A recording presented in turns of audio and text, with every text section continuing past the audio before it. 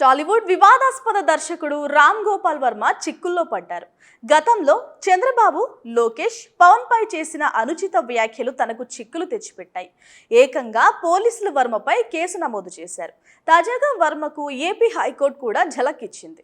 రామ్ గోపాల్ వర్మపై ప్రకాశం జిల్లా మద్దిపాడు పోలీస్ స్టేషన్లో పోలీసులు కేసు నమోదు చేసిన నేపథ్యంలో దానిని కొట్టేయాలని రామ్ గోపాల్ వర్మ తరపు న్యాయవాది హైకోర్టులో పిటిషన్ వేశారు.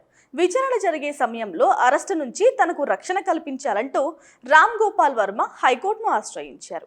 దీంతో రామ్ గోపాల్ వర్మ అభ్యర్థనను ఏపీ హైకోర్టు తోసిపుచ్చింది.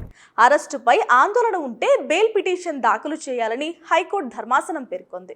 ఈ క్రమంలో పోలీసుల ముందు హాజరు అవ్వడానికి మరికొంత సమయాన్ని కూడా ఇచ్చేలా పోలీసులను ఆదేశించాలని వర్మ తరపు న్యాయవాది కోర్టును అభ్యర్థించారు. అయితే హైకోర్టు సమయం పొడిగించాలనే అభ్యర్థనను పోలీసుల ముందే చేసుకోవాలని పేర్కొంది. ఇటువంటి అభ్యర్థన ధర్మాసనం ముందు కన్నా పోలీసుల ముందే చేస్తే మంచిదని విచారణ జరిపిన న్యాయమూర్తి స్పష్టం చేశారు.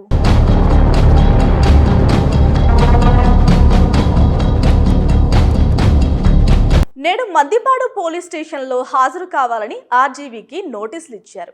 రామ్ గోపాల్ వర్మ పైన మద్దిపాడు టీడీపీ మండల ప్రధాన కార్యదర్శి రామలింగం ఫిర్యాదు మేరకు మద్దిపాడు పిఎస్లో ఐటీ చట్టం కింద కేసు నమోదైంది.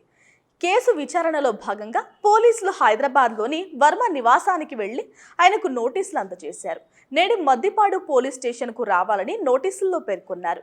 వ్యూహం సినిమా ప్రమోషన్లో భాగంగా అనుచిత పోస్టులు పెట్టారు వర్మ.